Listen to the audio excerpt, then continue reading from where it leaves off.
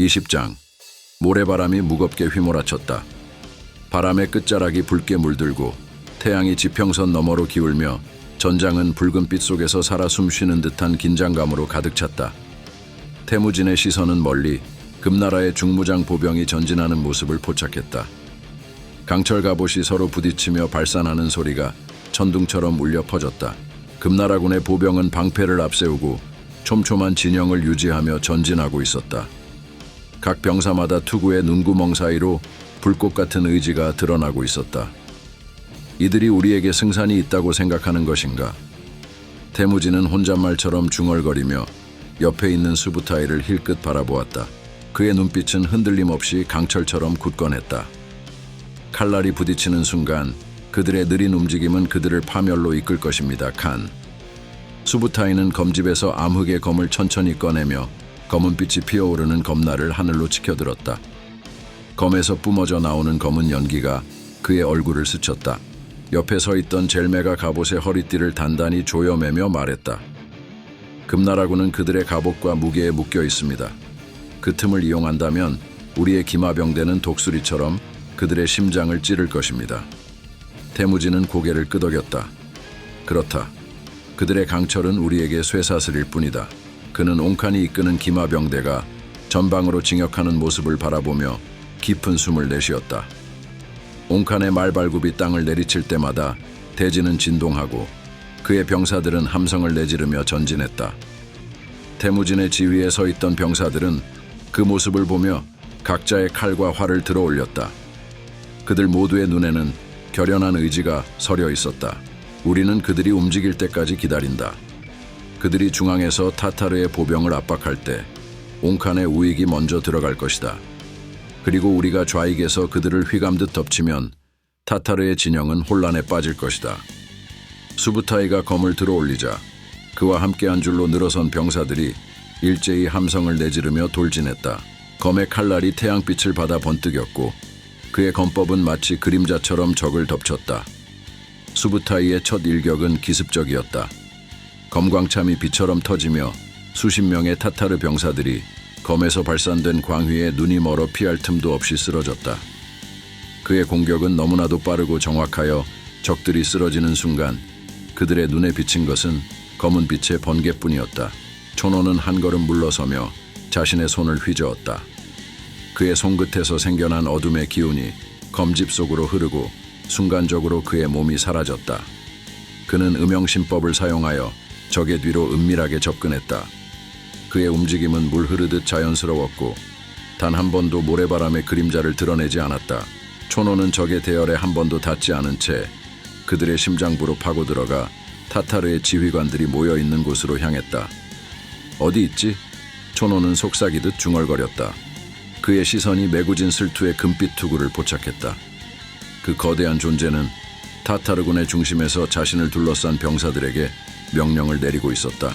메구진 슬투의 눈은 매섭게 빛났고 그는 태무진과 그의 동맹이 자신에게 닥쳐오고 있다는 것을 감지한 듯 고개를 들었다. 더러운 금나라의 개가 된 거냐 촌호. 그의 목소리는 깊고 울림이 있었다. 오늘 내 목숨을 쉽게 가져가지 못할 것이다. 촌호는 그의 목소리에 흔들리지 않았다. 오히려 그의 입가에 미묘한 미소가 번졌다. 그는 한 발짝씩 다가가며 손끝에서 무형검을 발현시켰다. 그 순간 그의 검은 공기 속에서 사라지듯 메구진 슬투의 시야에서 완전히 사라졌다. 네 이놈 촌호.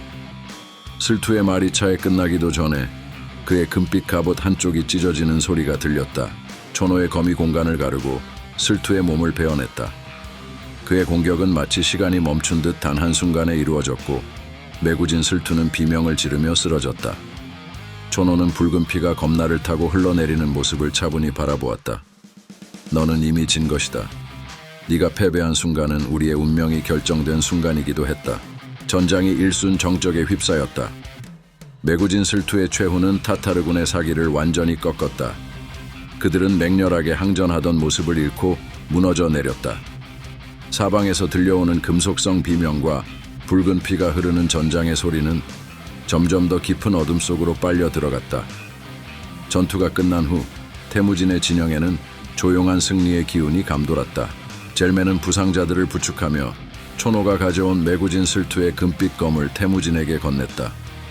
검날은 여전히 피로 물들어 있었고 그 검이 가진 무게는 전장의 피비린내와 희생을 그대로 담고 있는 듯했다.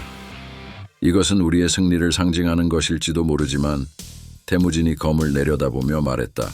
이 검이 무엇을 의미하는지 그리고 앞으로 우리에게 어떤 길을 열어줄지는 아무도 알 수 없다. 옹칸이 뒤에서 그의 어깨를 두드리며 크게 웃었다. 오늘은 승리를 축하하세 태무진. 오늘의 승리는 너와 나, 우리 모두의 것이다. 그 검은 네가 쟁취한 것이고 그 검은 우리의 다음 전쟁을 부를 것이다. 그들은 전장의 피냄새와 땀내를 맡으며 전방을 바라보았다. 타타르의 시체들이 흩어진 그 자리는 이제 그들의 새로운 시작을 의미하는 듯했다. 태무진은 피 묻은 손으로 금빛 검을 쥐었다. 그 검은 새로운 전쟁의 서막이었고 몽골의 대초원이 기다리는 그들의 다음 걸음이었다. 이날 밤 그들은 어둠이 내려앉은 하늘 아래에서 승리의 축배를 들었지만 누구도 이 승리가 단지 전쟁의 끝이 아님을 알고 있었다. 승리의 뒤편에는 새로운 갈등과 배신 그리고 더 많은 피가 기다리고 있었으니 21장 전투가 끝나고 붉은 태양이 서서히 지평선 너머로 내려앉을 때 태무진은 타타르의 광활한 진영을 조심스레 둘러보았다. 전쟁의 포연이 걷히자 그들의 거대한 보급 물자가 그의 눈앞에 모습을 드러냈다. 금빛의 장식품부터 세련된 비단천, 각종 향신료, 그리고 무엇보다도 각 부족의 식량과 말들이 수백 마리씩 줄지어 있었다. 한눈에 봐도 막대한 양이었다. 그의 눈이 그 광경을 가만히 훑으며 빛났다. 이건 생각지도 못한 선물이군. 그는 낮은 목소리로 중얼거렸다. 옆에서 그의 움직임을 예의주시하던 젤메가 미소를 지으며 고개를 끄덕였다. 타타르가 이 정도의 물자를 보유하고 있을 줄이야. 이들은 우리를 과소평가했군요, 칸. 태무진은 물자들을 하나하나 찬찬히 살펴보았다. 보통의 전리품과는 비교할 수 없을 만큼 귀중한 물건들이 가득했다.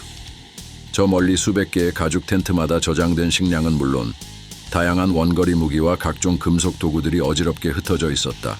그는 천천히 진영 중앙에 모인 부하들을 바라보았다. 그들의 얼굴에는 피로와 승리의 기쁨이 섞여 있었다.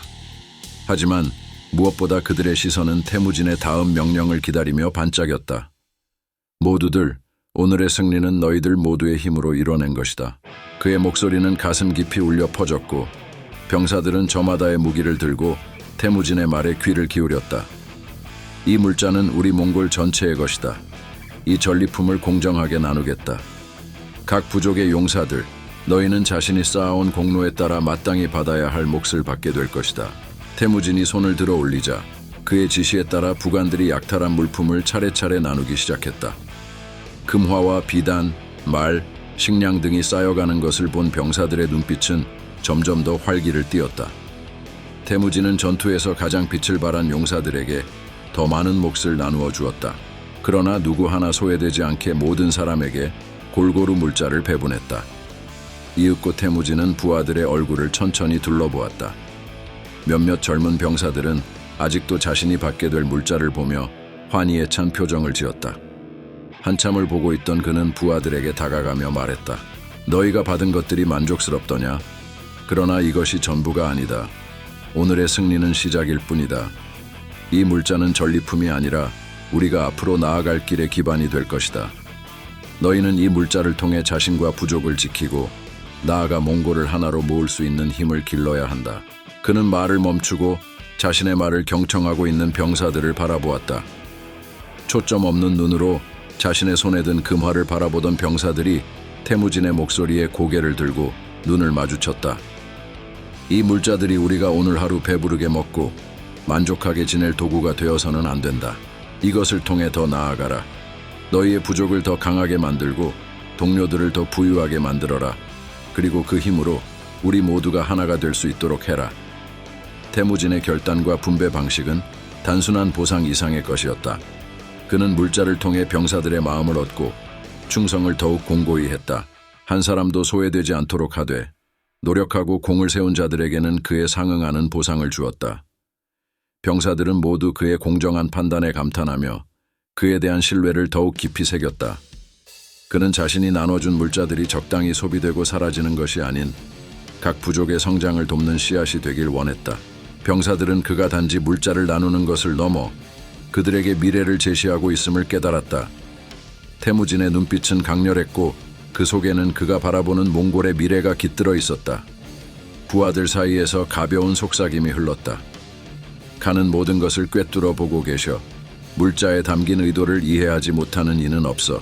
또 다른 병사가 고개를 끄덕이며 말했다. 이건 단순한 물자가 아니야. 우리의 삶과 몽골의 운명을 바꿀 무언가지. 병사들이 물자를 차례대로 받아가고 있을 때 옆에 서 있던 젤메가 태무진에게 다가와 미소를 지었다. 칸, 그들이 당신의 결단에 감탄하고 있습니다. 이런 분배는 어느 지도자도 흉내낼 수 없는 것입니다. 태무진은 고개를 저으며 말했다. 이것은 단지 시작일 뿐이다, 젤메. 물자는 부족의 생명줄이기도 하지만 그 생명줄을 어떻게 이어나갈지는 우리의 몫이다. 오늘 이들이 얻게 된 것은 단지 금이나 보석이 아니다. 그 이상으로 그들은 이 전투에서 자신의 가치를 증명했고 나는 그 가치를 존중한 것이다. 그의 말에 젤메가 고개를 숙였다. 칸께서는 그 누구보다도 넓은 시야를 가지고 계십니다. 태무진은 병사들이 물자를 나눠 갖고 떠나는 모습을 바라보며 천천히 미소를 지었다. 우리는 모두 하나다. 이 물자들이 곧 우리의 강함이 될 것이다. 이 물자를 통해 우리 몽골은 번영할 것이고 강력해질 것이다. 그리고 그날이 오면 이 땅의 모든 것이 우리 발 아래에 있게 될 것이다. 그의 눈빛은 결연했으며 그 안에는 미래를 향한 굳은 의지가 서려 있었다. 타타르의 물자들은 이제 더 이상 단순한 전리품이 아니었다. 그것은 몽골 부족들을 결속시키고 그들을 하나의 공동체로 이끄는 밑거름이 될 것이었다. 태무진의 용인술은 그날 밤 타타르의 물자와 함께 더욱 빛나고 있었다. 22장 주르킨 부족.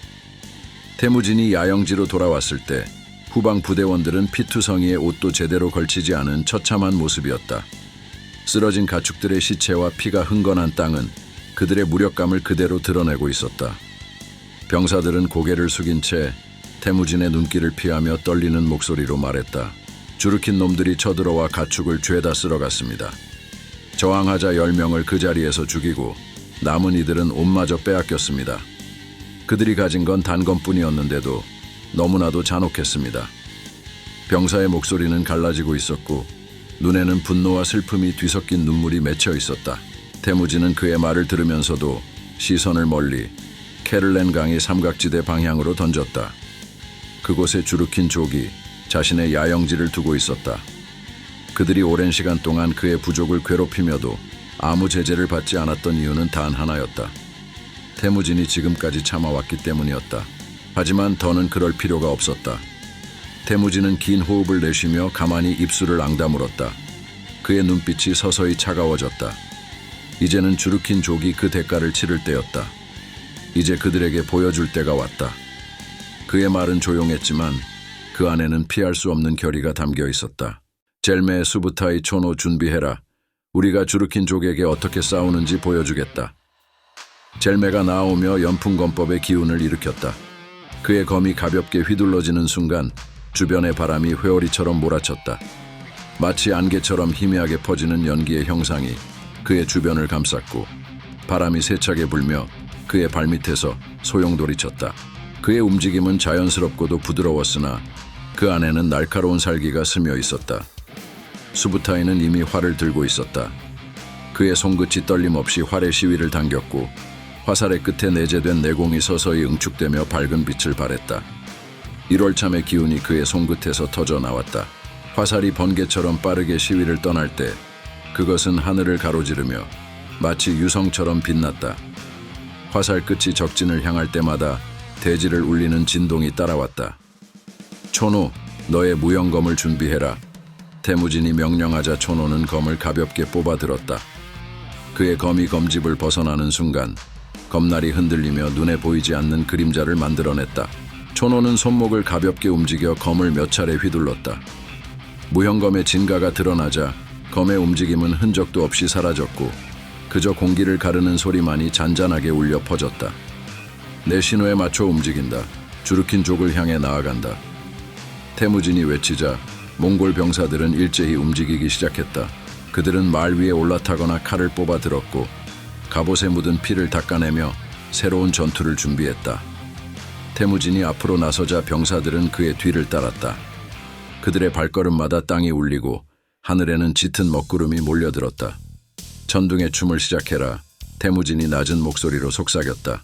그의 검이 높이 치켜 들리자 순간 하늘을 가로지르는 번개가 칼끝에서 터져 나왔다. 그의 검이 허공을 가르는 순간 번개의 기운이 적진으로 내리꽂혔다. 주르킨족 병사들은 미처 반응할 틈도 없이 기절하거나 쓰러져 갔다. 태무진의 뒤를 따르는 젤메가 손목을 가볍게 움직이자 허공검이 펼쳐졌다. 적의 공격을 손쉽게 피하고 검끝이 미처 다다르지 않은 곳까지 그의 기운이 휘몰아쳤다. 젤메의 검이 지나갈 때마다 적병들은 마치 허공에 떠있는 그림자처럼 한순간 사라져갔다. 암흑폭풍, 촌호가 큰 소리로 외치며 검을 휘둘렀다. 그의 검이 허공을 가르자 거대한 폭풍이 일어나 주르킨 병사들을 휩쓸었다. 폭풍은 날카로운 칼날처럼 적의 살갗을 찢고 갑옷을 찢어 발겼다. 비명소리와 함께 검붉은 피가 하늘 높이 솟구쳤다. 수부타이는 빠르게 연속으로 화살을 쏘아 올렸다. 그의 활은 폭풍궁의 힘을 발휘하며 끊임없이 적들을 향해 화살을 쏟아냈다. 번개처럼 내리꽂히는 화살들은 적의 방어선을 초토화시켰고 무리지어 달려드는 적병들은 허무하게 땅바닥에 쓰러졌다. 적진의 중심에서 태무진은 주르킨족의 수장 사차 베키와 타이추를 발견했다. 그들은 잿빛 얼굴로 뒤로 물러나며 두려움에 몸을 떨고 있었다. 태무진은 천천히 그들 앞으로 다가갔다. 그의 발걸음이 닿는 순간 주변의 공기가 멈추고 대지의 진동이 가라앉았다. 이제 너희들이 저지른 죄에 대한 대가를 치를 때다. 태무진의 목소리는 칼날처럼 날카롭고 차가웠다. 사차 베키는 두 손을 들며 태무진 앞에 무릎을 꿇었다. 자비를, 태무진 대칸, 자비를 베풀어 주십시오. 하지만 태무진은 주저하지 않았다.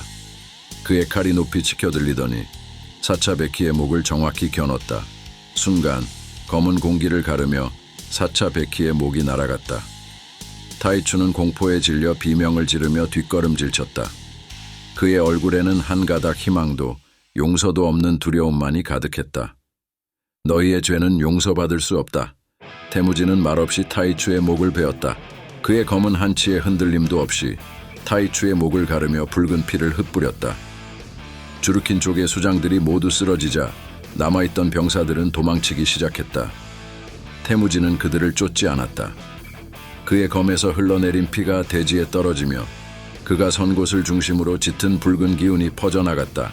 그는 조용히 검을 거두고 주르킨족의 야영지에서 도망치는 자들의 등을 바라보았다.